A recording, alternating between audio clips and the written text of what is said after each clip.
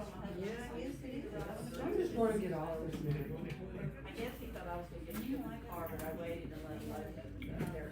I made each one, then the other dog, and then the dog, I'm sorry, I started, but I made it smaller. Purple. But my granddaughter does. Oh, I like those. They're beautiful. Yeah, I was so excited when mine went down.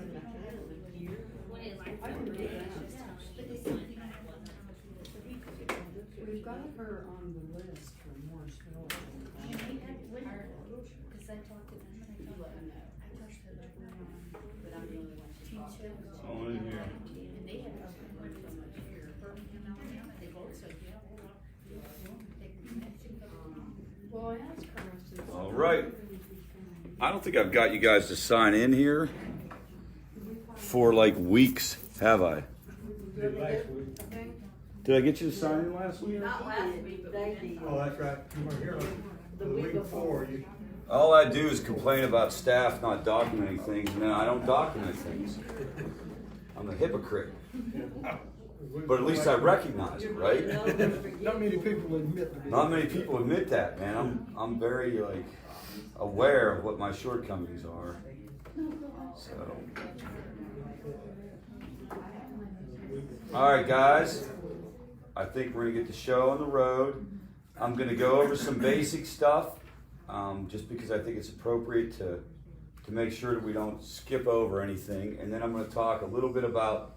I'm gonna try to pick up where we left off last week around co-occurring mental health issues. All right, and talk about mainly depression. I'm gonna use depression as an example. And if you were here last week, I think it was last week, where we talked about the difficulty in trying to tell what came first. Is this a depression issue? Is this an anxiety issue? Is this a trauma-related issue? Who should my loved one go see? Should they be seeing a psychiatrist? Should they be seeing a therapist? All of that.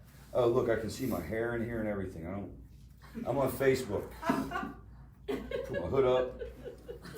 I got a hoodie on today because it's actually like a day off. So Like a day in Pittsburgh. I don't really like my haircut. I think I gotta go shorter. But anyway, let's get away from that. If you're out there and you're out there in Facebook land, you can send questions in. Elizabeth's here she'll relay the questions to me. There are literally, I'm not exaggerating, about 367 different mental health diagnoses in what's called the DSM-5. The DSM-5 is the Diagnostic and Statistical Manual for Mental Health Issues. Guys, in today's world, being alive is apparently a mental health issue. You know, we can all find a diagnosis that fits. So my goal isn't to go over every single diagnosis. That would be impossible. My goal is to pick out the most common ones and talk about them in this class, in this workshop. And you guys, we can ask questions and we can go in other directions. But the cool thing is, if we talk about depression, not only are we talking about probably the most common of the co-occurring mental health issues, it'll just give us a really clear framework and give families a clear framework on what to encourage your loved one to do and how to handle that. Just by a show of hands or just in any comments, you guys get where I'm coming from around what came first, and you get confused. And I've noticed, like, a lot of times with families, when it comes to things like setting boundaries and saying this is okay or it's not okay, if you feel like mental health is involved, it makes it harder. Am I getting that part right? You know, it's one thing to say, Rich, you got to get out of the house, you're just drinking and you're destroying your life and you're destroying our life. It's another thing if you believe I'm depressed. Because now you're like, what do I do for the person? I feel bad if I kick somebody out or if I set boundaries and they have these other issues. So we'll use depression from our framework. All right, so the first thing we got to do is figure out what we're dealing with. And, you know, the word addiction gets thrown around. The official terminology is substance use disorder. The word addiction is not a medical term. It's for the movies, it's for the newspapers, it's for the television shows, but it's not a medical term. It's substance use disorder severe. Now here's what's interesting. There's substance use disorder severe, but there's also substance use disorder moderate and substance use disorder mild. So what does that tell you? It tells you that from a medical perspective, like every other disease, this takes on many different forms, and it's a spectrum. The chances are that if you're here at this group, it probably has progressed. I'm very presumptive on my part, and maybe I shouldn't say that, and you need to take this information for what it's worth. But if you're here, it probably has gotten to a point where a lot of people are noticing and things have gotten a little bit out of control. But for the record, we believe that people should be seeking advice and getting information at any stage of this process. Truth is, we should just be talking about it. We should just be talking about this just more than we do. It should be much more common in school. It shouldn't be like 1 week a year where we all roll it up and get like Red Ribbon Week going. It shouldn't just be what other things are they doing? They'll do like the sting where they're trying to like get underage drinkers, get underage people who are buying alcohol for underage kids. Like, I get all that, but this really just needs to become something that's talked about, commonplace. Maybe health class, that kind of thing. And remember, this is, don't get real caught up in the specifics of this, but this is meant to illustrate something about mental health and substance use. And this might be one of the few places where you'll get just straight talk. A lot of times, those of us who do this professionally, we don't even actually know what we're dealing with. Because mental health and substance use is not precise medicine, guys. It's called intuitive medicine. We think we know what's going on. So what you have here is, you have two things. One is, how do we treat it? We know exactly how to treat it. So the higher up, that means we know exactly how to treat it. This is, how do we know how it happened? The further over here, we know for sure how it happened. So when you look at something like strep throat, we know exactly how it happened, and we know exactly how to treat it. When you look at a fractured leg, we know how it happened, and we know how to treat it. You get it? This is where substance use and mental health lies. We're not sure how the hell it happened, and we're not sure what the hell to do with it. Comforting, isn't it? Now, but that's not what you'll be told. You will not be told that. That's not very, it doesn't engender confidence. That's not how people roll in the medical field. That's not how people roll in the addiction treatment world.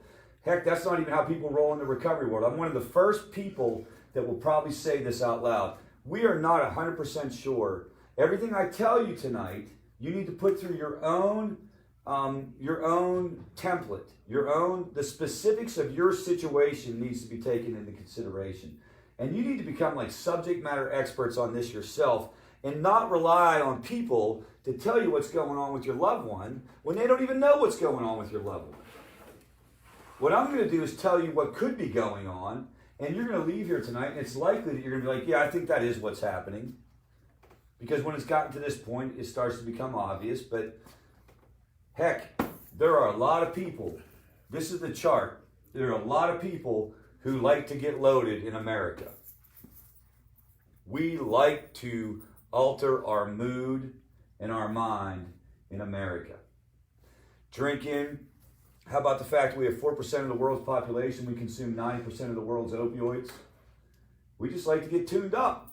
And the deal is, a lot of people do that and they don't actually cross the line into substance use. Substance use disorder severe. That's this red box. About 16% will eventually get there. The rest of this stays at some other level. This is the next most noticeable level. This is risky use despite whether it's addiction or not. And this is problematic too, right? Go to a college, I've said this a million times, go to any college campus on a Friday night. They're having a good time, right? A lot of crazy stuff going on, but the majority of them probably haven't crossed the line into this. So the deal is, we have to get families in touch with, when your loved one comes home and says things like, everyone does this. Now we'll talk about alcohol. When everyone does this, it's just the way it is, mom, just the way it is, dad, to a certain extent, they're probably telling you the truth. And they probably have gravitated to a group that definitely does that. So in their mind, what's the difference? What am I doing so wrong? What's the difference? What is this? And we're not here to promote prohibition. Favor Greenville does not believe we need to bring back prohibition. Are we in the record there? I actually think that there's a place, a very serious place to talk about decriminalization, especially with marijuana. We should not be putting people in jail for marijuana charges, period. It shouldn't be happening. So I'm not advocating let's get rid of all the substances. What I'm advocating for is let's become very, very informed so we kind of know what we're dealing with. And I'm advocating for us talking about it along the whole spectrum, not only when it gets to there. Now what happens is you put this stuff in your body, and over time, for some of us, the production of a neurotransmitter, dopamine, goes away. And with no dopamine in our brain, it's harder for us to make good decisions, and getting a hold of the substance becomes the equivalent of getting food when you're starving or getting water when you're thirsty. It becomes a survival mechanism because the neurotransmitter dopamine is equated with good things that help us stay alive. Is this making sense? And when you don't have dopamine in your brain, this is what it looks like. So this is a fully functioning brain, firing in all cylinders. This is me in the year 2000, after I'd been on pain pills for probably a year and a half. My dopamine depleted. I can't experience pleasure. I can't experience contentment. I equate the drugs with survival. So what happens? I start to do all the bizarre things that we do when we're in the middle of this stuff. I start to steal pills from people. I start to go to doctors and lie to doctors. I start to treat my family in ways that I normally wouldn't treat them because my brain has changed. And over here, guys, this is the red, right? Now, the problem is you don't know whether that's actually happened to your loved one. You can make an assumption. If you're here tonight, you probably think it's something similar has happened. But this is, you can't peel their skull open and look at their brain. That's a really weird thing to say, isn't it? You can't put them in a PET scan and look at their brain. You just don't know. It's not as clear as a broken leg. I actually wish it was. If there's one thing that would make my job a lot easier, it would be what? Like a definitive test that says you have this. I often think about that, though. I don't really know how that would play out. Can you imagine? Yes? So I'm curious if a person is coming off of the drugs or alcohol, whatever, and their brain looks like that. Should they then be put on some kind of mood elevator or anything to get them to a point where they don't do bizarre things? So the problem is that the mood elevators are actually the things that get you high. So if you were to, you can't really replace that. There's nothing you can do over time that'll come back online. Now I'm going to talk about things like depression and anxiety and trauma, and there's other things you can do for that, but just for straight depletion of dopamine, if you will, the only thing you can do, well, let me take that back. It's going to take time. There are things you can do. It doesn't involve taking drugs. It involves what you eat. So here are the things that you can do to make your dopamine levels go up. Y'all can start it tonight. I've been trying to do it for 19 years, not so successfully. 1, lower your sugar intake. I usually do good till around noon, and then it's Tootsie Roll time. And it's all downhill from there. So lower your sugar intake, lower your caffeine intake, which to me is just that just seems like an offensive comment or offensive concept in and of itself, right? But technically, get exercise, be around other human beings, raises your dopamine. Things like prayer, meditation, quiet time raises your dopamine. Now, from a supplement standpoint or from a food standpoint, anything high in magnesium is connected to this. And another supplement called tyrosine is also connected to this. But if you start looking for something to elevate your mood, those are drugs that get you high. Do you follow what I'm saying? So you can't do that. If you do that, then you're actually like, it's the same as using the substance. You guys get what I'm saying there? There are things that will replace the dopamine, but it's the same things that made the dopamine go away. You're pouring it into an empty bucket. This is why there's no way to stimulate your own dopamine production. Other than what I just said, yeah. And I mean, and I have journals. I have a Excel spreadsheet that I call the dopamine diaries because I've been trying to figure this out on myself. Without the use of any mood or mind-altering chemicals, how can you make your brain feel better, right? And the deal is, it's all that stuff that just sucks that you got to do to feel better. Exercise and eat No right. caffeine. I mean, I hate that, dude. I wish it was something else. I really do, but there isn't anything. What other questions about this? Are you saying antidepressants as well? Antidepressants don't act on this. Yeah. They don't even know why. I'm going to talk about this tonight. The psychiatrists and the medical people and the scientists, they don't even know why antidepressants work. They just know they work. You get where I'm coming from? And so it's one of these like, if it ain't broke, don't fix it. If you're taking antidepressants and antidepressants are helping you get out of bed and keep moving forward and helping you reduce suicidal ideation, but the mechanism nobody really knows. There was a serotonin theory for a long time, but that's been proven wrong. And basically the analogy I was told, like if you just give enough people an antidepressant, there will be some people who start to get better from it. And I heard this at this conference called Startup Health. I was watching it on live stream. And this psychiatrist or this doctor said, we only know about 1% of the brain. In terms of like how the brain works, we really only understand about 1% of it. So the biggest problem that you guys have is when you go to somebody, or you go to like a therapist, or you take your loved one to a rehab, and the rehab talks definitively about what's going on. Here's what's happening with your loved one. He's got to, admit he has a problem and go to AA meetings and go to Favor and go to see a therapist, and he has to take this medication and he has to stay away from those people, and if he does those things, he'll be good, like as if they actually know. We don't know, guys. We don't know or understand exactly what's going on in the brain. We do know that this happens. This is like a real live picture of somebody who had chronic alcohol use. Now you can do any drug could go in there. And when I look at this, you can call it whatever you want, but let's just be logical. I would prefer to be this, right? Would you guys agree? Yes. This looks depressing. It just doesn't look fun. It looks like a Batman movie, right? Like it looks like everything's dark, everything's like shadowy. This looks like a carnival, right? I want to be over here. When So you're over there, do you remember being over there? I remember being over there. But when you were over there, did you remember being good?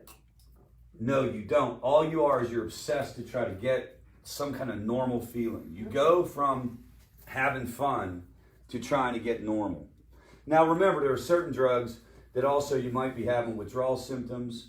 You might have all these other physical things that go along with it too that complicate it just as much. That's why we have detox. That's why we have medical interventions that are very, very important. But the idea that there's a garden variety alcoholic or a garden variety addict, and this is just how it works for everybody, is patently wrong. It's not based on anything scientific. It's not based on any research. It's literally people's opinion. And what I'm encouraging family members to do is don't even leave here today listening to me. Well, let me take that back. If you're going to listen to anyone, you should listen to me. But you should listen to all of us with an eye of skepticism. And this idea of, I'm going to go check it out, and I'm going to learn more about this myself. And you certainly shouldn't be jumping on the phone with any of these 1-800 call now for help people. Be very, very cautious and very, very careful, guys. Take your time. Learn as much as you possibly can about this. Because a couple other things in addition to, we're not even sure what's going on. The other thing that we know for sure, or the other thing that we know at a pretty wide level, is this idea of recurrence or slips or lapses. Like people making a mistake and screwing up is actually normal. And that doesn't mean it's okay. I'm not up here okaying people going out, and I'm not going to go out and drink tonight or anything. And if I were to go out and drink, people in my family would not be okay with it. So I'm not making excuses. But at the same time, understand that there's a reality to this. I mean, I've done a lot of this over the last 20 years. I've done a lot of therapy, a lot of counseling, talked to a lot of people. I imagine here and there I've met somebody who tried one time and got it, but I can tell you it's not very common. I can count on one hand the number of those stories that I've heard. Most of the stories are, I did okay for a while, 60 days, and I screwed up, and then I got back on track and put together 6 months and screwed up, and I got back on track, I got a year, and then eventually, like, boom, I got it. The difference today is that there's a lot more awareness around this because of some of the crazy stuff that they're cutting into drugs now, right? So now everything has gone up here. But it's always been a process, guys. It's always been a big process. What other questions or thoughts or concerns about this part of the model? So that's the addiction part when it comes to co-occurring issues. Let's talk about mental health. Which came first? How do we handle this? Would you guys agree that they go together quite a bit? The conversations go together. If you look back on your own journey or your loved one's journey, you could probably remember when you first started thinking something was wrong, a lot of times people will land in mental health first. Would you guys agree with that? You know, you need to get some help. Let's get you in to talk to somebody, that type of thing. Maybe you see a psychiatrist. And also I've noticed that families really struggle with this idea, is he self-medicating? How many people have heard the term self-medicating? So if he's self-medicating, then how do I handle this as opposed to he just wants to go out and party? Because if he's self-medicating, I have a little more sympathy for him. Am I putting words in your mouth? I don't have any more sympathy, but. Well, you may not. But you might have. Back then? Yeah, I suppose. I just happen to know you and your journey for a while, and if I'd have been having this conversation with you 2 years ago, Yeah, I suppose back you then got, I might have. like if you go back to the beginning of your journey, if you've been coming here for a while and you learn some things, you're not going to be, you know what I mean? You're going to have a different take on it. But a lot of people will report that, you know, I just feel bad. There's something going on with him. There's something going on with her. And the problem with that is that you'll never know which came first. And the second part is it still doesn't change what you need to do for yourself to take care of yourself. And it doesn't change around things like setting boundaries. Even on the mental health, guys, even if you cut to the chase and you go deep end mental health, and let's pretend addiction and substance use isn't involved, the conversation is still the same. What's okay and what's not okay, right? Yeah. So, but I've noticed that it just makes it very, very difficult. And I do think we have to take it into consideration. Yes, ma'am? And I think it can go the other way as well. Tell me if I'm wrong, that what started out as just drinking and wanting to party and have a good time eventually can lead to, well, now there's other issues going on. After Oh my goodness, yes. And I mean, isn't that the case for all of us in life? We can all have a situation like, let's understand that, like, especially things like depression, onset can come on at any time, guys. You could be 80 years old and suffer your first bout of depression. So, and when you're leading a life full of alcohol and drugs and you're kind of like chaotic, and the situations make it more likely that you're going to become depressed, which can spin into a cycle of clinical depression. Do you guys get that? It's like I've been drinking my whole life, my dog left me, somebody stole my truck, can't get my country album published, I'm depressed. All right, so we talked about this. Now let's go through it a little bit. Some of you have seen this exercise. It's my favorite exercise. And this is, how do people get classified as having a mental health problem versus a drug and alcohol problem? Which is better? Oh, System. dude, that is a fantastic I question. mean, I'm just thinking ahead. If we get her From a- somewhere, from a- what do we say? From a like systems perspective, mental health is better. Okay. Insurance will cover more. Okay. You see that? Mm-hmm. Now, from a facility standpoint, drug and alcohol is better because there's more recovery houses, and there is no such thing as a recovery house for mental health. Institution. There's institutions, but there's not even very many of those. Not anymore. Do you guys get it? It's like you know, which one's better is. There's a timeline. That's the first time anybody has ever asked that question, and actually, like, it's a fantastic question. I believe it'll be a subject of a car rant coming up because it's a fantastic thing to think about. Like, Well, which I'm one? thinking if we get her somewhere, Yeah. which do I push for? So a lot of it will come down, Carolyn, in the moment. You know your daughter, and you'll see things, and you'll be like, "This needs to get stabilized." And then here's what you got to do: you got to trust your gut. especially those of you who've been coming here for a while. You got to trust your gut because there is no real clear answer to your question. It's just a good question to ask. Now, I will tell you, it's pretty arbitrary on how it goes down. So the story goes like this. Rich is at a Pittsburgh Steelers football game. And 9 o'clock in the morning, you start drinking because that's a constitutional law. You have to drink at 9 o'clock in the morning until 7 o'clock at night when you watch the Pittsburgh Steelers. I think it's actually written in the city ordinance. Or if you watched the Packers yesterday. Or if you watched the Packers yesterday. So you get there at 9 o'clock, you're drinking all day, you're doing your thing. Now, Rich has a history of drinking too much and people being worried about him. And people have said to him, you need help. And suggested he go to AA and stuff, but he said, nah, I'm good. He's never gotten formal treatment. Rich also has a history of kind of like low-level depression. He's made some, veiled suicidal threats in the past, but nothing serious there, and he's not getting treatment for that either. You get the scenario? So he goes to the game, he gets hammered. On the way home from the game, he gets arrested.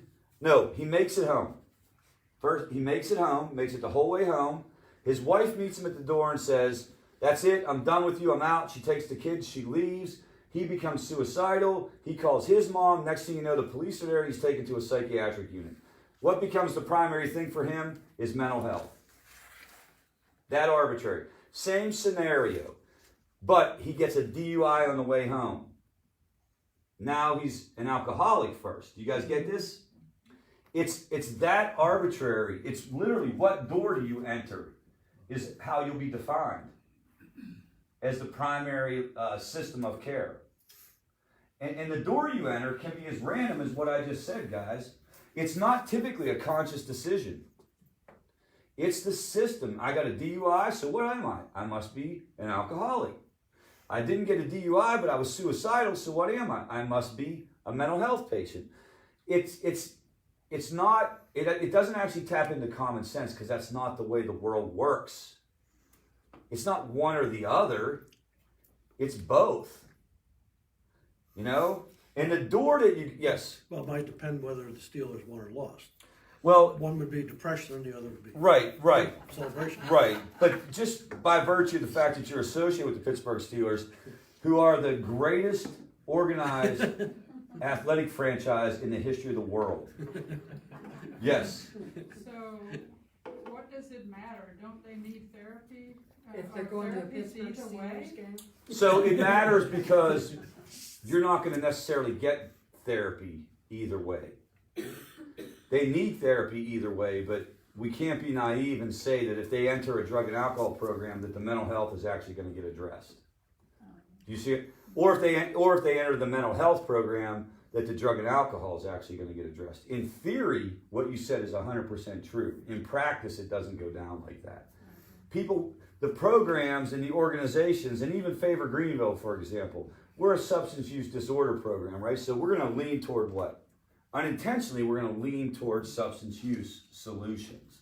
And that's what happens. And if you're seen as having a mental health problem on a primary level, basically, you're going to be told, let's get your medicine, let's get you some talk therapy, let's get this moving forward, and then the drinking will kind of go away as you improve your mood.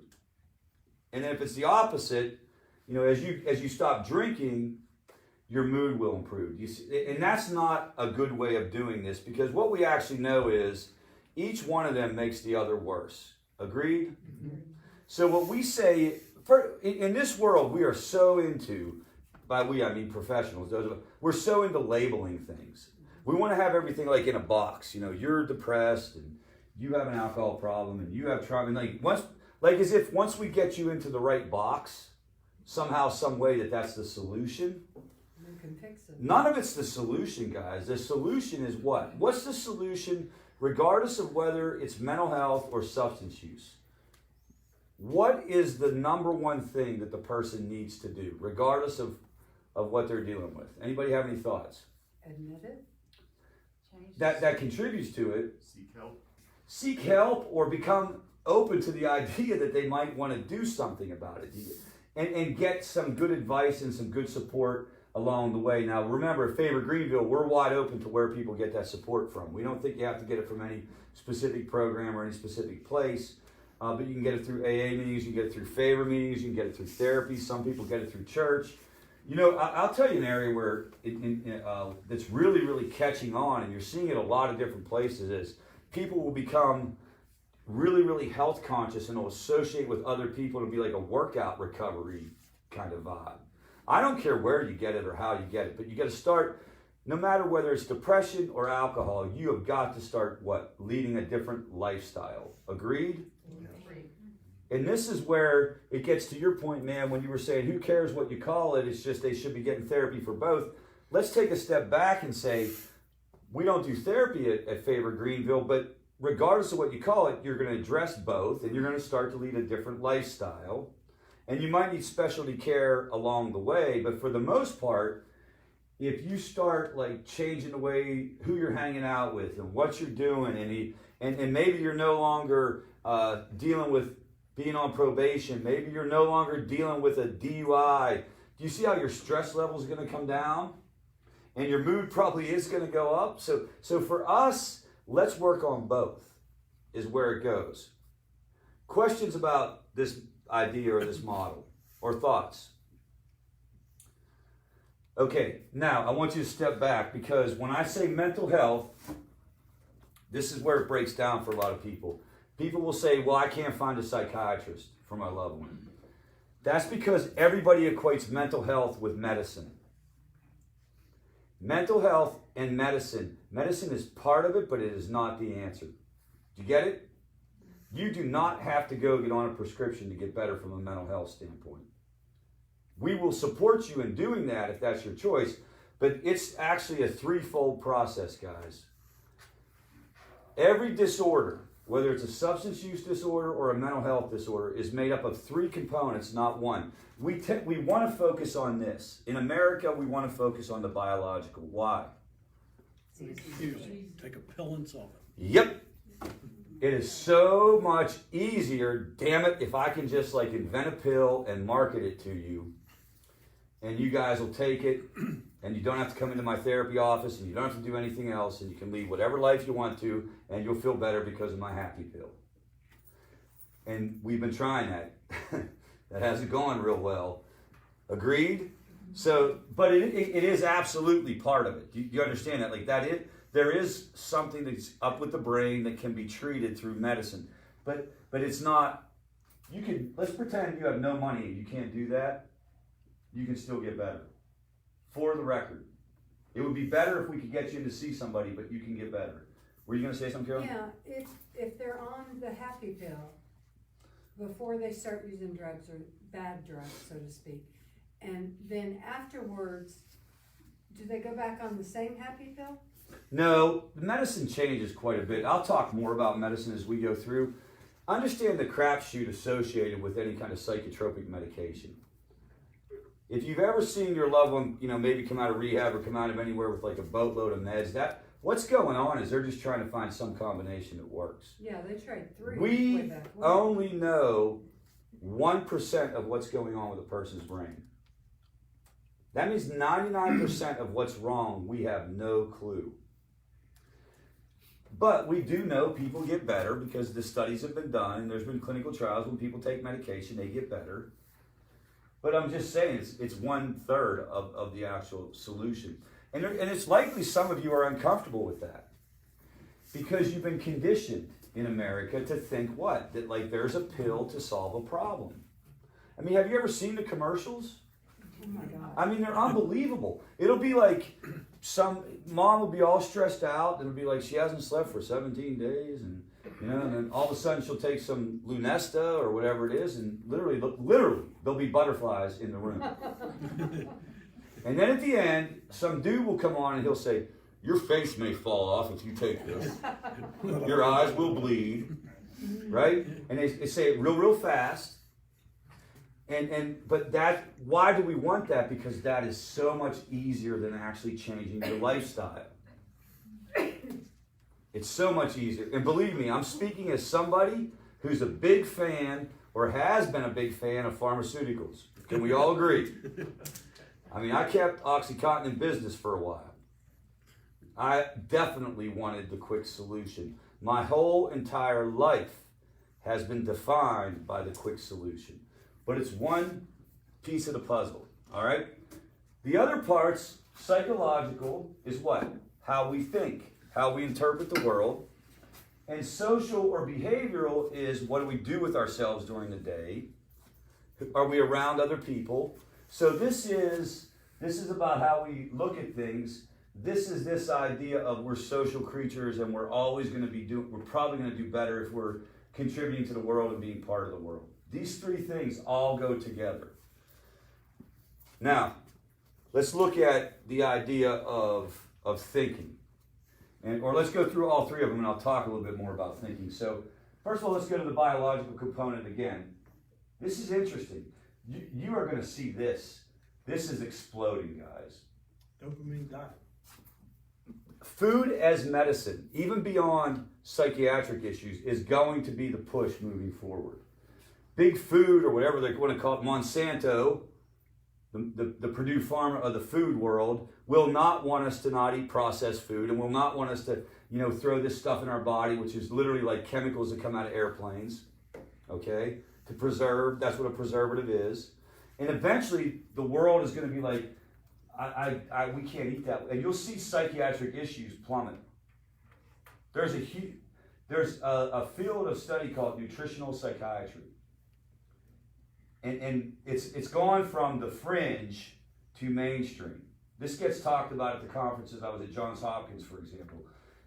They're talking about it. Is that like the red dye and stuff like that? It's very different for different people. It's basically like human beings' bodies are different and we're wired different. We respond differently to different things.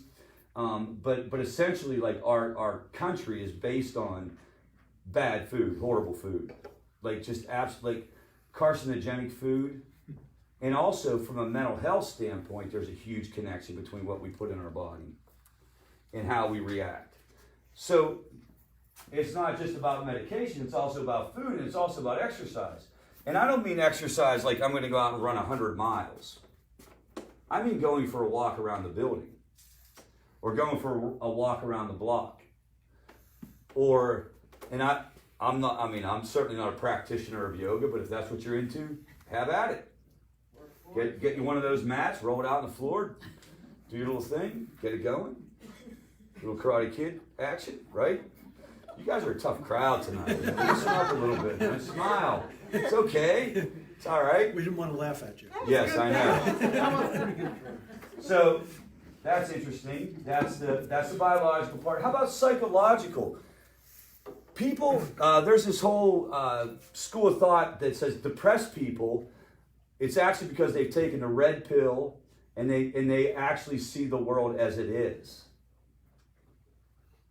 They see the world as it is, and they're not falling into the trappings of society telling us everything's okay when everything's not okay. Now, I don't know that I agree with that, but when you're depressed, your interpretation of the world is like that.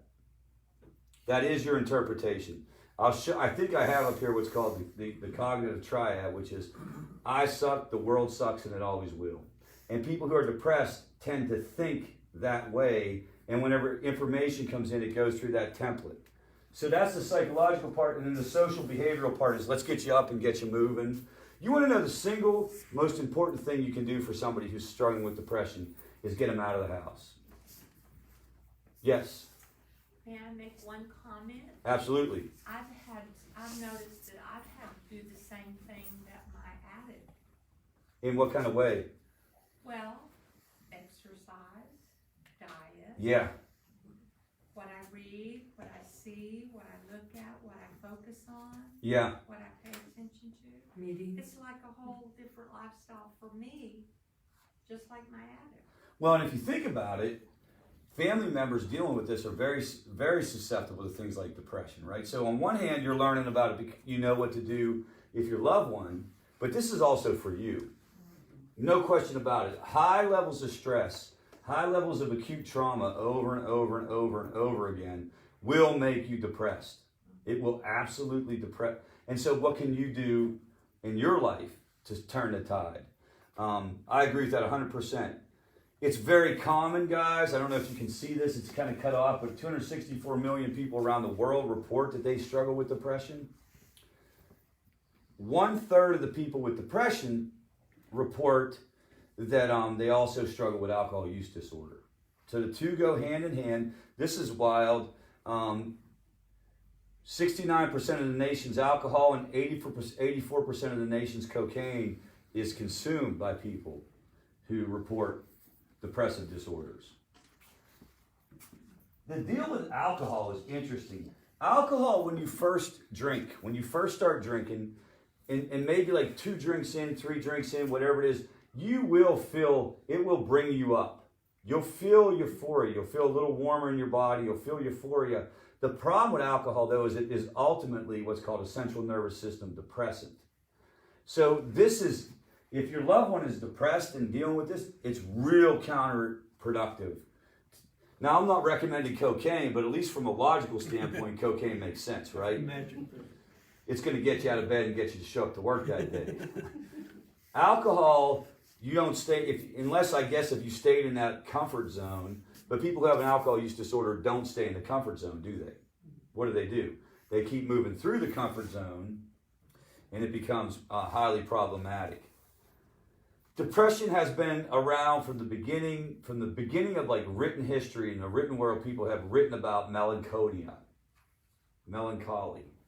those type of things. You know, Hippocrates described it 2,500 years ago, which is fascinating, right? So it's not just about the modern world. We like to say, well, you know, you live in this society where everything's in our face and everything's so busy, pace of life. It certainly has contributed to it, but this has been around from the beginning. What is hard about depression is ordinary misery versus depression. Let's camp out here for a minute. So Sigmund Freud said the goal of psychotherapy was to get you to the point of ordinary human misery. Really hopeful stuff right there, right? I mean, if I hung that out on my shingle, I'm sure we'd have people showing up here day and night. Come to favor Greenville. Our goal is ordinary human misery. It's just not real uplifting, is it? But basically, life can be very hard. And for centuries and for millennium, life was downright dangerous. And there was no such thing as like, you know, let's figure out how to be happy and stuff. It was just like, let's get through. It's interesting, they did this. They haven't done one of these for a while, but trying to figure out what the most miserable day of the year was. So Google ran the analytics on words like depression, anxiety, pain, stress, fatigue. And Wednesday, April 23rd is the most miserable day of the year. 4th of July, you're pretty happy. Saturday after Valentine's Day, you're pretty happy. Holidays, kind of happy, pretty happy. But look at this. Wonder why. Anybody have any theories on that? Taxes. What's that? Tax time. Tax time. I don't know. Maybe you're like, oh, I'm going to jail, man. This sucks. I don't know. The world is looking better, and you don't feel better. taxes, right? And this is these words are some of the highest ranking words in Google searches. Stress, depression, anxiety. So it's definitely, this is universal, right? People are struggling with this. How many people do you know that, like, when you meet them, this might not be related to depression, but and you say, how you doing? And they say busy. Have you ever had that conversation? How you doing, Joni? Busy. How you doing, Richie? Busy. You know, when did that become an actual descriptor of how we're doing? How are you doing? What you're expecting a person to say, pretty well, or not, I don't feel good today, I feel sick, but busy. And I've seen conversations, or I've had conversations with people where the only thing we've said to each other is busy. How you doing, dude? Busy, man. Man, me too, busy. Damn, she's so busy. Busy? Yep, busy. Busy. Okay. I'll see you next week. I'm busy. I gotta go. You know, and it's like, that is creating this level of anxiety, even if you're not diagnosable, so to speak, that it's almost like the world is very frenzied right now. Would you guys agree? And this is where things like slowing it down a little bit, regardless of whether it's a person in addiction or not, slow it down. Going back one more time to emphasize this, whether you're dealing with this yourself or you're dealing it with a loved one, it's not all about medicine. It is just as much, and sometimes even more, about lifestyle. None of these meds are going to keep a person on the right track if they're not taking care of themselves in these other ways. So let's make sure we're clear. And then we live in the world today, and I'm going to talk about this. Remember, I show this picture a lot because it's just so important. This is what goes up on social media. Yeah. And all her friends from high school are like, oh, man, I don't have a baby. I really wish I had a baby. Look how cute. And then if they saw the house, they'd be like, holy crap, I'm glad I don't have a baby. It's like a trap house, man. So all of these things come clicking at people. And you get exposed to it all day, every day. And it starts to eat away at your mood. And this is where it gets squirrely, guys.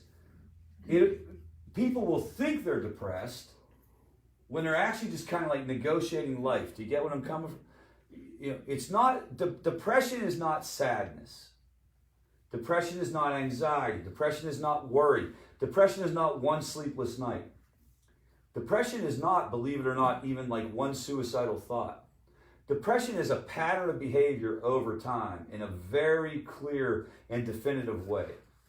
And the best way that we know to do it is through this thing called the DSM-5, the Diagnostic and Statistical Manual, 5th edition. This is the categorization or the classification for all mental health issues in America. There's a thing that the World Health Organization puts out called the ICD-10. Well, it's the ICD-11, which is the world kind of version of the DSM, but it's very, very similar. And so what you do is you go there and you say, like, these are all the different depressive disorders. Premenstrual dysphoric disorder. I thought PMS was just PMS, but apparently now it's a disorder. Okay? And you could probably get Social Security disability income from it. Now, this is where it gets really insane. Unspecified depressive disorder or other specified depressive disorder. I don't know what that means. To me, that seems like the same thing. Now, this is just a bad kid. When you read about this, disruptive mood dysregulation disorder is just a kid who needs his... Back in the day, they had a solution for that, or they had a word for it. Your dad It's called BAD. Now, this is, though, where you start to get into the stuff that we see. Okay, this is where it's... From here down is where it gets real. Persistent depressive disorder used to be called dysthymia. This is very, very common. It's not as intense as major depressive disorder. It's not as deep. Think of it as not as deep, but it sticks around longer and it's always there. And it probably used to be called melancholy or the blues. Not like the music, but he has the blues. He's sad. But the problem is, it's not a problem to get sad. It's a problem to be sad all the time. Do you guys get the difference? A pattern, a recurrence of the behavior over and over again. This gets squirrely. This is if a person is using too much. There are certain drugs that you'll crash off of and it'll look like depression. Methamphetamine is a really good example. You talk to people, anybody coming off of meth, or for that matter, long-term, heavy-duty abuse of any kind of prescription amphetamine, they appear to be depressed. And then major depressive disorder. This is the one where the person can't even get out of bed. This is the one where constant suicidal ideation, hopelessness, deep, deep, deep depression. Okay? But even in the medical world, they've got this down to, like with my husband, when he goes to clinic once a month, have you felt depressed in the last 2 weeks? They do a thing called a PQH9, and they ask these questions now. Yeah. It's like, doesn't everybody? They're trying to screen for it. And it's a good thing if you think about it, because what they're trying to do is to get it back into mainstream medicine so more people talk about depression and they catch it. Whether or not it's going to actually work in any given interaction probably has more to do with the doctor than it does anything. Yeah. Now, the symptoms, and you can't see this, but it's things like depressed mood most of the day, nearly every day. It's not, I'm sad, my dog ran away. You get the difference? Depressed mood most of the day, nearly all day. This is a huge one. You lose interest in things that you used to like to do. So a person used to be an avid golfer and hasn't gone golfing for a year. Used to like to go to the movies, hasn't gone to the movies. Doesn't do the things they used to like to do. significant weight loss or significant weight gain. Your appetite goes way up or your appetite goes way down. You sleep all day or you can't sleep at all. Okay? Fatigue. And basically this feeling like you're dragging around an anchor behind you. You don't move right. Like, the word may be even be on here. There's a word for it, and I sometimes forget what it is. There's a word for that where you're just dragging yourself along. It's even worse than being tired. If you feel like you're walking through like wet cement, everything is a task. Getting a shower becomes monumental. And this is the difference between sad and depressed. And here's the other thing, and it sticks around for a while. And then of course suicidal ideation or recurrent thoughts of death. And it causes distress. This is depression, guys. Different than sadness. Questions about depression. In the Noonday Demon, Solomon says the most common and visible from others and from yourself is a lack of vigor. Yeah, a lack of vigor. I don't know if you guys can hear that. Just like life does not get you going. There's not like you're going through the motions the best you can. For family members dealing with this can be tricky territory. You've got to be careful because the stress and the trauma around watching your loved one go through this will drive you into isolation. The isolation will then create a cloud that can make it worse. You got to watch out for this. You have to watch out for this, and you have to get out of the house and come to places like this, and you have to try to keep doing your routines. Now, this would happen with any health issue. This doesn't have to be just addiction. This could happen with any health issue.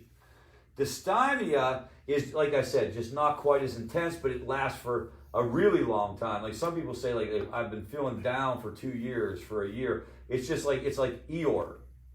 The cloud never leaves. When you go to grad school to learn how to be a therapist, one of the ways that they engage you in the classes is they get you to diagnose celebrities, and also we had to diagnose all the characters of Winnie the Pooh. Okay? It was really fun, actually. What do you think Tigger was? What disorder would Tigger have?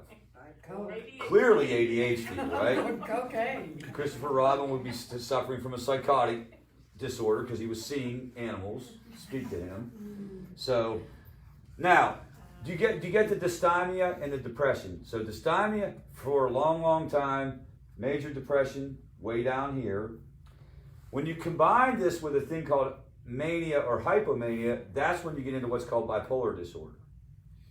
Now again, remember, this is all people are diagnosing this the best they can. There is no x-ray for any of this. So keep in mind what I told you about depression, and then what happens is, guys, it's mixed with these symptoms around what's called mania.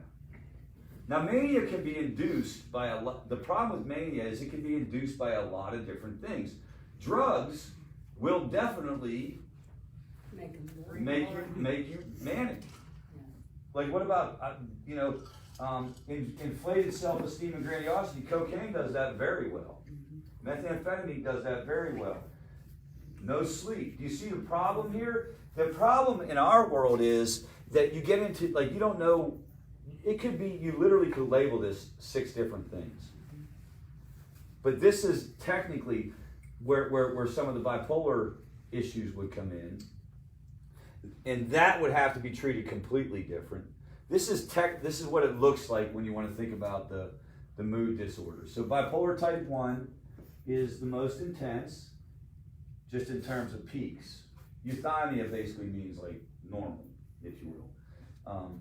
So bipolar is, the good news about bipolar type 1 is it's less episodic. It doesn't happen as often, but it's more of a peak. Peaks and valleys. Highs are high and lows are low. Bipolar type 2 is just less intense. Cyclothymia is basically bipolar type 2, but it's called rapid cycling. A lot of ups and, take it for what it's worth.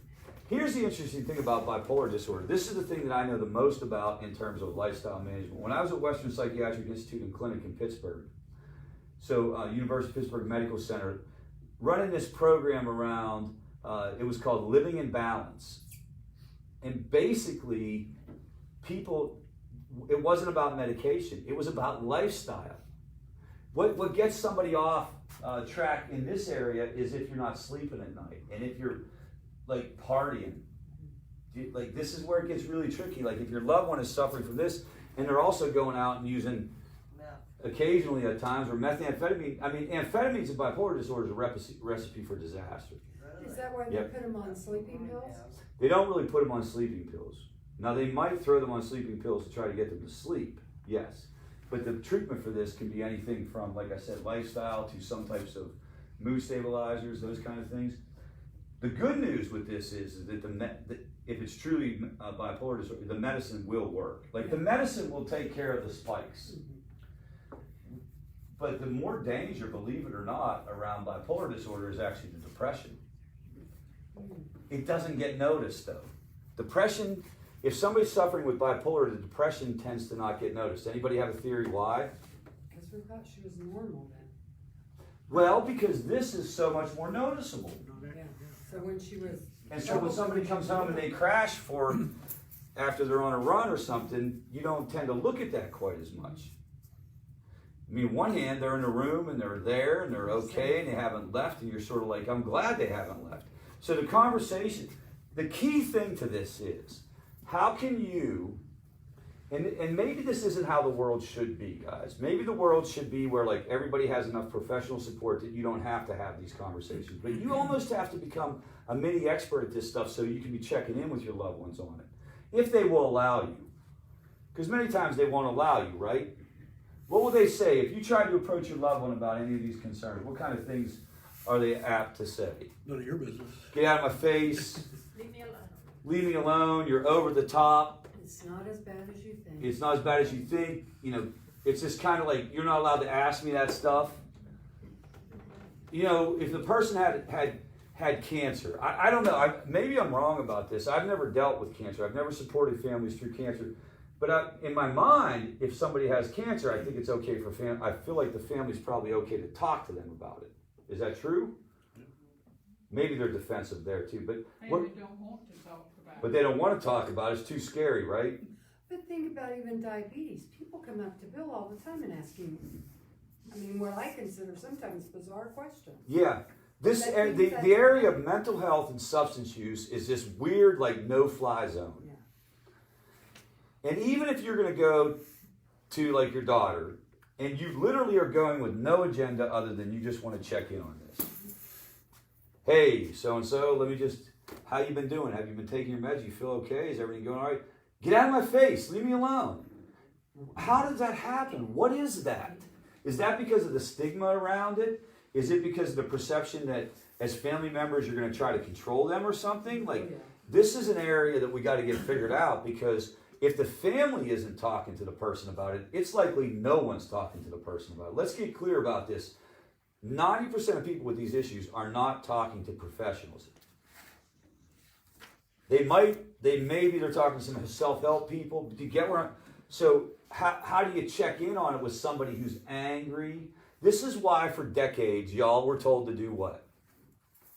Send them away. Detach, send them away, and wait till they hit bottom. Really what they were saying to you was, we don't even know what the hell to tell you to do, so we're going to tell you to do nothing.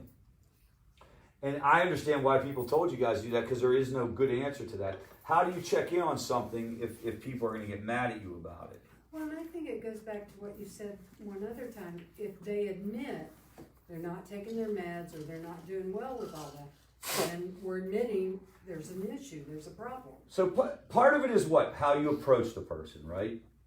Well, first of all, let's go back. Part of it is the timing of any given conversation. Agreed? You know your loved one better than anybody does.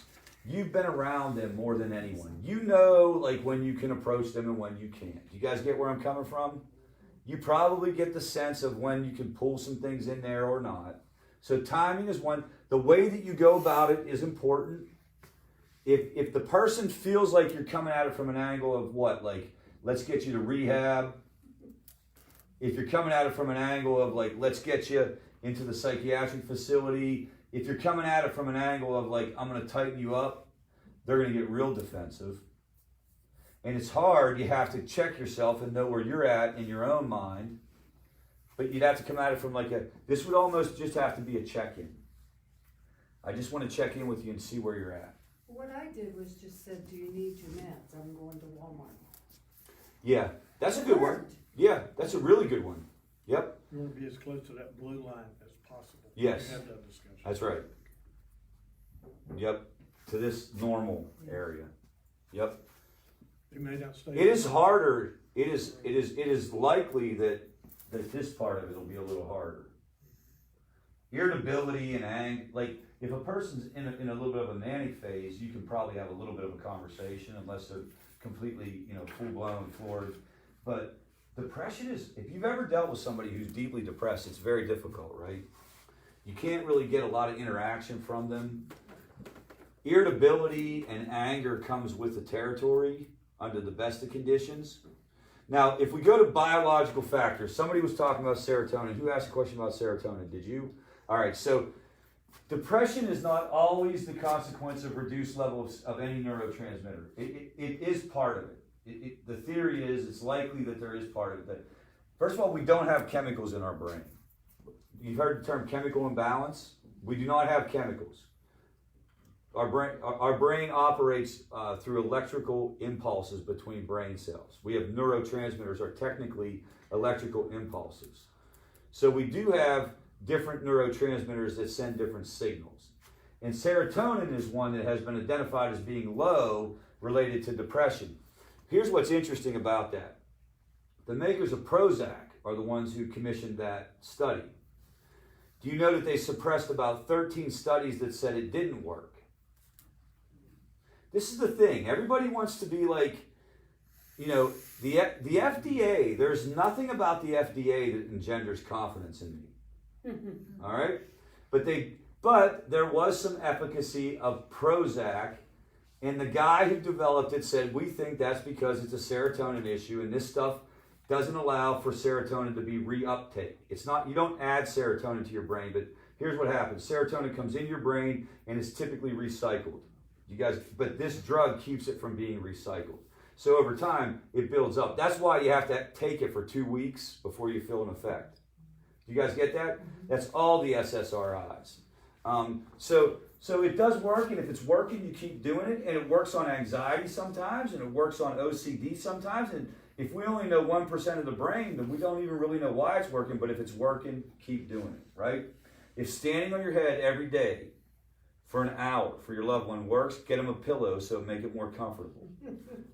If it ain't broke, don't fix it, all right? But it's not all about brain chemistry. These are all the different drugs that are used related to the different classifications of drugs that are used related to depression. Tricyclics, these are the old school ones. You really won't see these too much anymore. Most you're going to see are SSRIs. SSRIs had the same effect statistically as the tricyclics, and they didn't have nearly the side effects. SSRIs didn't. Why? So side effects are a big deal. If a drug doesn't have side effects, it's obviously going to be much more appealing to people. And then atypicals mean we don't really understand why we would even use this for this, but it seems to work. So Wellbutrin is a fantastic example of that. Wellbutrin is technically more of a stimulant than it is an SSRI or an antidepressant. It acts on a whole different neurotransmitter, norepinephrine or epinephrine. Why does that work? This is the thing, we don't even know. But again, if it works, you stick with it. Abilify is also getting prescribed now. There's a lot of different drugs that are being prescribed for this. Marijuana will make that list, I'm sure, in our lifetime. It won't be called marijuana. It'll be called, I don't know. It will be packaged in a different way, but the psychoactive ingredients of that will probably... CBD. CBD. Why am I having so much trouble with that damn word? CBD, right? Am I saying it right? Okay. CBD is legit. I have no problem with it. I think people should give it a shot. I think you need to be very, very careful about where you get it. Not so much because it's going to do something you don't think it should do, you're going to get ripped off. Like it's unregulated in the sense that I could probably start my own CBD shop tonight. So make sure you do your homework, but we're not even in a medical marijuana state. You can't sell CBD with THC in it. And THC is the psychoactive ingredient that actually gets a person high. Isn't there a danger with CBD that it is not regulated? Like, you can buy. Because the FDA has done such a fantastic job protecting us from the drugs that are regulated. So, I mean, that's how I answer that question. Yeah. I mean, I have no confidence. Like, I guess if there was an entity that actually regulated drugs, I would say yes, it needs to be regulated. But the FDA is in everybody's pocket. The Food and Drug Administration does not do anything to prevent bad things related to food and drugs. I just don't believe it at all. I am not an anti-immunization guy, but I don't believe that immunizations are handled right by the FDA. I don't believe that pain pills were handled right. I don't believe that CBD needs to be regulated by the FDA. Now, abolish the FDA and put me in charge of a different organization, and we'll call it like, let's make sure this shit doesn't kill you administration. Then maybe we can start over. I guess I recently saw some things on Yeah. the news about, kids who had bought CBD, gas station or whatever, and because of no regulation, they're buying things that. Well, let's think this through though. Many more of those kids are dying from underage drinking. Many more of those kids are dying from grabbing a Xanax out of mom and dad's medicine kit. Like that's what the world does. This is what the world does. It gets us to look at these small incidents. Like, anybody remember the bath salt scare? Mm-hmm. Or when Florida, when there was Flocka was everywhere, and we were all going to die because Flocka was going to make people eat our faces and stuff like that. That is all silly, sensationalized stuff. CBD, and I'm sorry, vaping as well, are sensationalized stories that are good for clickbait. Well, what about But they that? aren't actually the problem. For the record, guys, vaping and CBD is not the problem. The problem for kids, you really want to know what the problem is for kids? Underage drinking, if you want to be honest. The oldies but the goodies are the things that are getting people down the wrong road and getting people in a jam. And then after that, it's weed. Then, now more than ever, it's these pills. But it's still not pills above that stuff. Wow. It's underage drinking. If you wanted to have a very difficult conversation in this country, and one of the problems with the opioid epidemic is it's got our eye off the ball a little bit. I'm all worried about opioids. I'm all worried about it, but everybody's in my basement getting hammered. Right? Because boys will be boys, girls will be girls. They're in 11th grade. What the hell? Let them drink. That mentality needs to be discussed. And the CBD thing falls into that too. I think as far as regulation goes, that it should be, and I don't even know who would do this. I guess it would have to be the FDA. But is there any other way to regulate it that's outside of that weird kind of federal process that is so full of lobbyists and full of?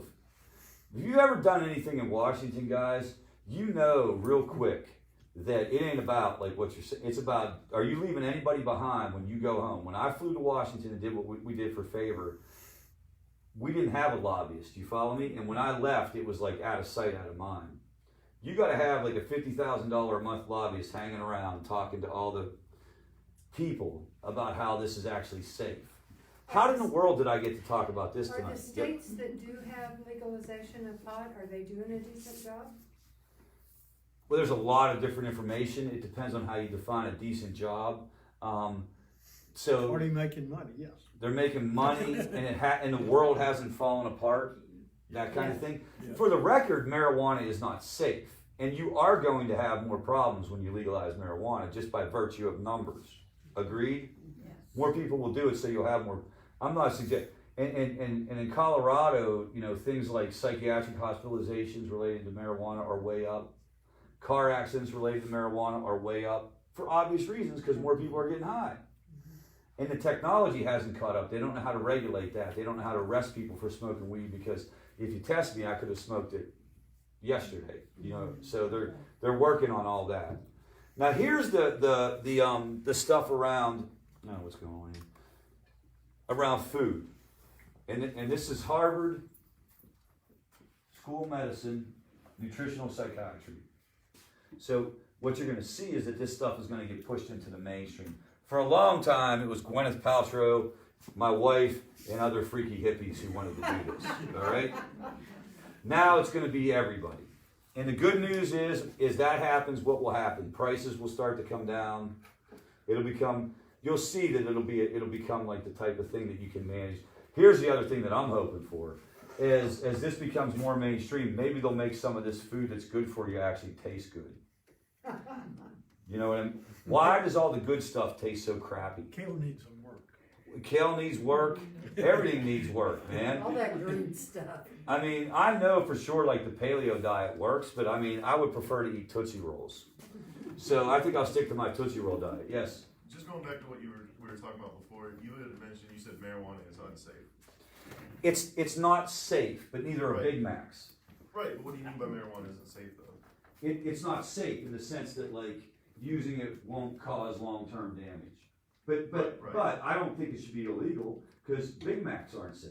Right, You follow what I'm saying? right. Like I just think the big hype about marijuana is, and this is coming, I used to smoke every day, Yeah. daily, and I quit for a while now, but I think that the big hype about marijuana is because it's a gateway drug, it's so unsafe. And I think alcohol is the biggest gateway drug there is. yeah, I don't think it's unsafe because of a gateway drug. I just think, and I'm not even saying unsafe in the sense that like the majority of people are going to have a problem. That's not what I mean. I think it's problematic when it's framed up as medicine because that makes people, it implies that there's something good about it, but living is unsafe. Do you get where I'm coming from? Driving my car home tonight is technically unsafe. So we have to, especially with younger kids, like, so the vibe we'll get a favor is, like, your average 16-year-old adolescent male pot smoker will basically spend an hour telling me how it's actually good for him Right. and motivating to him, and it's, you know what I mean? And that's the part where I think is problematic. I think that you're right about that, but I Yeah. think that for somebody who's using it medicinally, it can be really helpful. And what I think should happen is we should talk about legalization, period, and then people can make choices on what they're going to do with it. Do you see the difference between, and then, because let's get real, man. Why can't we do that? There are many people in America, there are many people in Greenville County tonight that are going to self-medicate with alcohol. They're going to go to sleep because they took 2 or 3 drinks. They have a pain in their foot. They don't know what it is. They think it's the gout. What about the gout? like that is a weird disease, man, or whatever it is. And I like calling it the gout too. All right. So it's like I got the gout. Let me do some shots of Jack Daniels to deal with the gout. Right. I used to back in the day, and I hope my mom's not watching Facebook because I'm blowing her up here. Back in the day, I used to, if I had like a toothache, I would hold whiskey in my mouth. I was like 14 years old. My mom would be like, get a little whiskey, put it in your mouth. And you'd hold it there and it would numb your tooth. My mom said they used to do it was medicinal whiskey. Then. It was medicinal whiskey. Do you see what I'm saying? Like, the reason I used it, I didn't even know what getting drunk was. I knew, though, that when I put this in my mouth, then I figured out if you swallowed it was even better. Right? So this is all got to be part of the solution. And somebody was talking about what can we do if we're dealing with this dopamine deficiency and what can we do moving forward. The best thing any of us can do is take a look at what we're doing, what our lifestyle is. Here a favor next week. So next Monday I won't be here because I will be at the Mayo Clinic in Rochester, Minnesota. We are getting certified. 3 of us are going to get trained and certified as health coaches. Because we're gonna spread our wings and we want to call ourselves health coaches who help you figure out substance use. Because it's all the same, guys. It's all the same. So it's like our country, we will talk to you diabetic about the fact that he ate a package of Twinkies and a case of freaking Pringles, but we won't ask him about the 24 beers that he pounded. It's all about what you put in your body. And substances are the same, man. I put things in my body that I shouldn't have. People told me not to. I kept doing it anyway, right? You better stop that. You better stop that. And eventually what happened? It became this thing. Now I need to change. I don't label myself an addict. I don't label myself an alcoholic. I'm just a dude who doesn't drink or use drugs anymore. You get it? But I do eat zingers. And I intend to continue. for the time being, and probably energy drinks. Yes. If you quit doing both of those, say you had surgery and had to have pain medicine. So I haven't had that happen to me. That's the one thing that freaks me out. You know what I mean? Like I do. Yeah, and thank goodness I haven't had that happen. What I believe though, and what I've been told and what I've witnessed in other people who have is if you take the medicine for what it's for, right? So let's pretend that this is like your pain threshold's a 10, right? If you take the medicine to get your pain threshold down to like a 5, then you're safe. But if you think that like I want to get rid of all my pain and I'm catching a buzz or catching a feeling, now you've ventured into a different. There's technically it can get really, really down in the weeds when you want to get into it. But there's technically like when you think of a thing called a drug, there's what's called instrumental use and non-instrumental use. Instrumental use is what's the purpose for this? What's it designed for? So what's it designed for? It's designed for pain. If you use drugs in an instrumental manner, you tend to not have as many problems as if you use them in a recreational manner. Does that make, Yeah. So that's what you would have to do. And you'd have to have accountability around that with somebody helping you. The surgeon needs to know if you had any problems with opioids before. And the accountability thing, you need someone you can trust. Yeah. That's what my daughter's fiance, he takes Xanax. Of course, the psychiatrist doesn't know he's an addict. Yeah, that's where it gets tough. Pain pills because his back hurts. And the key thing, that doctor doesn't know he's an addict. and right there really is all you need to know. Yeah. If you're going to a physician and you're telling them half stories, you're going for the wrong reason. The problem with that situation is I'm telling you, like it might not be here tomorrow, but all that stuff is going to get cut off. Yeah. That prescription monitoring program and the way, like, that's one of the things that they're going to do. You're not going to see, people are not going to get, well, they might get Xanax or something, but they're not going to get pain pills. Yeah, because, when I was taking, I had to take some pain pills, but I had to get off my anxiety medicine because it was a benzo. Yeah. You can't take one of You're not supposed to. It's called a synergistic impact. And I'm going to tell you right now, like, that's a situation where, so I do some work in another state around a situation where I was called in to do some consulting around using CBD with THC in it. Honestly, all it is it's just a different way to deliver THC is what this is. Because the problem with doing work with people in marijuana is you can't say like there's no dosage. Do you guys follow me? There's like hit that 3 times a day, that kind of thing. You can't do that. So what they do is they usually use the droppers for the dosage.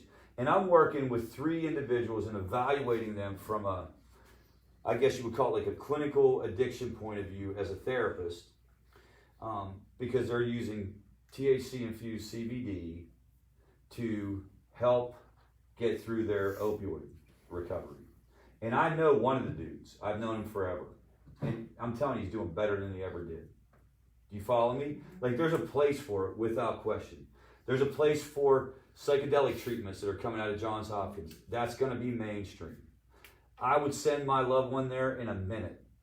I am not going to ever promote this one size fits all. You've got to do it this way. Send them back to rehab for the 18th time versus let's go try something different. Now, how do family members, get pulled into this? And why do family members need to know this? Because the truth is, you will be the ones that have to deal with it anyway. If your loved one goes to the rehab or goes to the local clinic or comes to Favor for that matter and doesn't do well, you're the one who's left with the fallout. And so that's where all these ideas and all these points of view need to come in. And we are not far from other alternatives being more mainstream. Like, we're not far at all in this country. The Johns Hopkins psychedelic research, and they're not taking shrooms and running around the woods with glow sticks. It's not like that. It's a very controlled anybody know what a glow stick is? Yeah, sorry. So it's a very controlled, westernized medicine version of psilocybin. It's microdosing, isn't it? No, this is actually treatment. Microdosing is something that's very popular, but that's not what's going on there. It's actually macrodosing, dude. It's a massive dose in a controlled environment. Yeah. That's Yeah. what was on 60 Minutes. It was on 60 Minutes. Anderson Cooper did it. And it's back. Here's how you know it's going to happen. It's backed by big money. Big, legit, mainstream money is backing this. This isn't the 1960s when Timothy Leary jumped in a school bus and told us all to drop out or whatever he said. Turn on, tune in, and drop. I was too young for that Yeah, stuff. yeah, we're old. You know, enough to where you going, Biff? You leaving? No. Okay, good. All right. That's my daughter. I would not talk like that to a civilian. All right. So here's the cognitive triad that people with depression will talk about. Negative views about the world, negative views about the future, negative views about yourself. This is just another one. I suck, the world sucks, it always will. And this is interesting. This is from a CBT perspective, but when they wrote this paper and they started to study it, basically this is what you heard people say, different versions of it. And the difference between depression and just being down is you can't pull yourself out of this. Like, oh, you know, that's cool, Rich, you just got a promotion. Yeah, but you know what? I don't even think I'll be able to do it. This job's not going to get any better. Well, you just got promoted. This is good stuff. You're making double the salary, but it won't last. Everything is twisted into there is no good news. And this is exceedingly important from understanding the difference between having a bad day and being sad, or even having a bad week and being sad. Do you see like that ability to take a good and turn it into a bad? It's called a cognitive distortion. It literally is a thinking error. If I gave you guys a test and I said, I'm going to make 100 statements to you that are good, and it's your job to explain to me how they're bad, how this isn't going to work out, you'd have to put forth an effort. But for a person who's depressed, it's like this. And it doesn't even matter whether it's rational or not. It's not going to work out. So that's the thinking end, or the CBT end. Now I'm going to say CBD forever. That's one way of thinking about it. Another way was, the Freudian stuff. And again, I'm not a huge fan of Freud. I think he was pretty freaky. And I think if he was alive today, he'd probably be on the other end of the treatment. He'd be receiving it, right? He'd do cocaine and write all night, and he'd come up with certain things. They would stick. His deal was that depression is basically repressed anger. Anger turned inward. That, you've spent your whole life keeping your mouth shut, stuffing your feelings. This is all under the psychoanalytic framework. It's not all Freud, but another theory or another explanation is excessive narcissistic personality traits, self-esteem. How many people have heard the term self-esteem? Like loss of self-esteem, it's a little misleading. Basically, this idea of loss of self-worth. I can't do anything right. How about number 4? This is why I don't like Freud. Deprivation in the mother-child relationship during the first year of life. Nope. Has nothing to do with it. I don't think any of those do. That is ridiculous. Do you understand what this says, Linda? This says that you didn't hug your kid enough if he's depressed. It's always the mom's fault. It's always mom's fault. Now, that's all. We might put that one off to the side. Do you guys think this one is reasonable? No. You don't think it's like that? No. Oh, I think it That you can use that as a template. Yeah. But not for everybody. And then this is really unreasonable. I thought everything he ever said had been discredited. So a lot of it, Sigmund Freud was never studied. There was no research back then. Do you understand? So it's been discredited in the fact that he just made stuff up. Another way is that what has happened is that as we get safe, so when we're down here, this is Maslow's hierarchy of needs. If you're a human being, what do you need in life? So if you're here and you just need to find something to eat and a place to sleep and you need to be safe, we talked about this last week, you're probably not depressed. You're just trying to survive. But once you get safe, you get stuck. You don't feel like you belong. You don't feel like you're doing anything worthwhile. And that this leads to depression. There's probably some validity to that. We have to be careful of this as parents and people who try to help. Learned helplessness. Now I'm going to describe this to you. And I did not do the experiment, okay? because this has to do with dogs and electricity.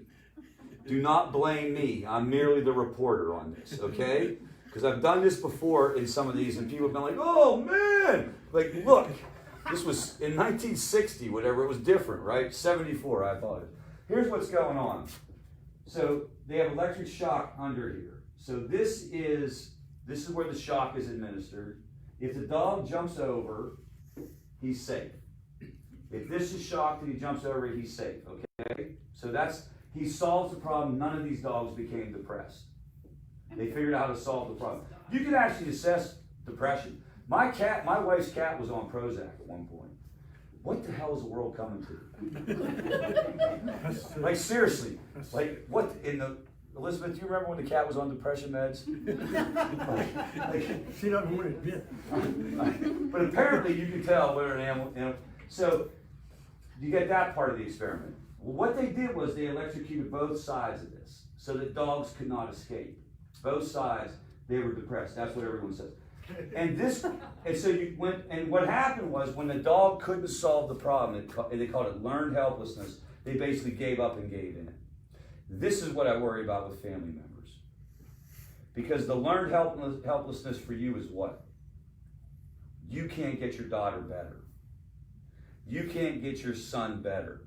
And this is where the danger is you try and you try and you try and you try and you give in.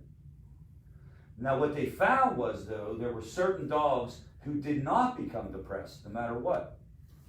They kept going back and forth and going back and forth and going back and forth and going back and forth. And essentially what they said is they called that resiliency. There just seems to be certain people are wired different ways. So this goes to the idea we don't give up, we keep trying, and we can't give in. But you get this theory, and that certainly contributes to it. If you've ever been in a situation where you just can't solve the problem, it will bring you down. Agreed? Even if it's like financial problems and stuff. And then the other one is trauma, and we've talked about this a lot in here. Stuck trauma issues, and how do we get through bad events happening. You know, if we have a bad event and we talk about it, it moves along and we're okay. If we have a bad event and we don't talk about it, it can get stuck and it can cause depression, anxiety, fear. How does it get stuck? Maybe you don't have anyone to talk to, or maybe the people you talk to aren't safe. Or maybe you just, have you ever learned to I had this situation, I said it here 2 weeks ago, I think it was. We were doing the training in here. In Favor Greenville, we had a series of loss. I don't know how else to say it, with 5 or 6 people in a row, over a 14, 15-day period. People that we knew, some well, some not so well. Some we knew their families, but they passed away. Not just opioids, it was also alcohol. 2 of them were alcohol related. And it was just banging on me, man. It was just, that stuff, I'm not the type of guy who lets that doesn't go off, that doesn't go in one ear and out the other for me. It affects me a lot, probably more than it should. And I was going through it, and I said to myself, I can stuff my feelings as well as anybody. I grew up in a home, an alcoholic home. I know how to I don't have feelings but then I stopped myself, because that's not healthy. When you start stuffing things, they will come out one way or the other. And that's what happens in this trauma model. Okay? Now, we're almost done. So the goal tonight, guys, was in a short period of time to give you a view around depression. But you can apply that to anxiety. You can apply that to trauma. You can apply, and the idea would be get help for whatever you're dealing with. And if you can't find help and you can't get in to see a psychiatrist, get moving. Get talking. Get to groups, whatever it might be. I do want to say one thing about optimism and hope and stuff like that, and talk about that learned helplessness thing. We cannot be Pollyannish about this, and we can't be pie in the sky, and we can't be overly optimistic that my loved one's going to rehab and he's going to live happily ever after, and I'm good to go now. He's going to get dipped into the recovery waters and be fine. Have you ever felt especially early on, that if only we got him there, if we could just get him to this place, if we could just, that's overly optimistic. The Titanic was a wonderful ship, right? But they thought it was going to go forever. Healthy pessimism rather than overly optimistic. Healthy pessimism goes like this. I don't know for sure whether or not my loved one is going to be okay. I can't predict the future about anything. Let's think about that for a minute. I can't predict the future about any of what's going to go on with my kids. But I do know it's possible for your loved one to be okay. Do you follow me? I know it's possible for people to recover. I know it's possible for people to get better without any help. But I can't sit here and tell you it's gonna happen. I can't sit here and tell you that if you get your person to this like magical place, they're gonna get. But if you stay in the process yourselves, it increases the likelihood that they will get in the process. It decreases the likelihood that you'll suffer from that learned helplessness and that depression, and people get better. This is the kind of mindset that I'm encouraging people to take around this. That you have to live in the solution. It's an absolutely, addiction and mental health issues are the most diabolical thing that we face in this country. I just believe it, not because I work in it, but because like it never ends, man.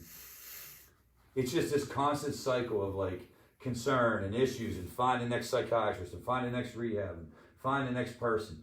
And that sucks. It just sucks the life out of us. Right? But it can absolutely get better.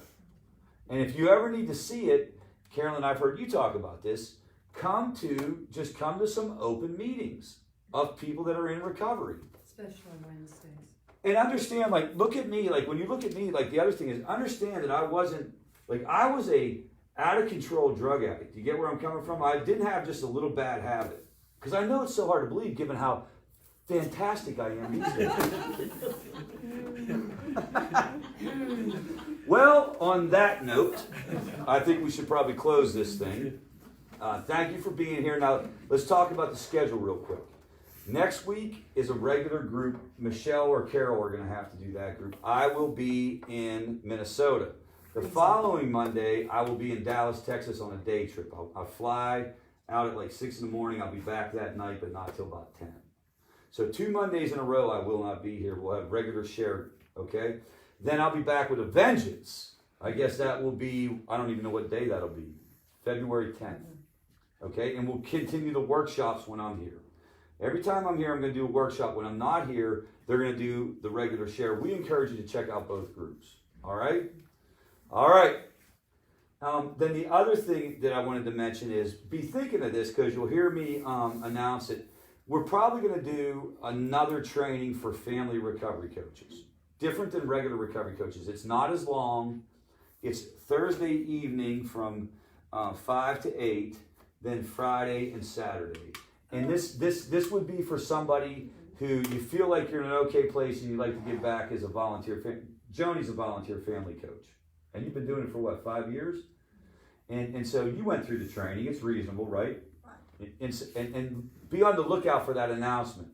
Some of you have been coming for a while. We usually need like at least two or three family recovery coaches to volunteer. How long should you have been coming? No, it's a great question. So there is no formula. It's different than recovery, right? Where you say you got to have 2 years or something. You have to, here's the number one thing. You have to feel comfortable with where you're at. And you know, someone like you, I've watched your journey. You're good.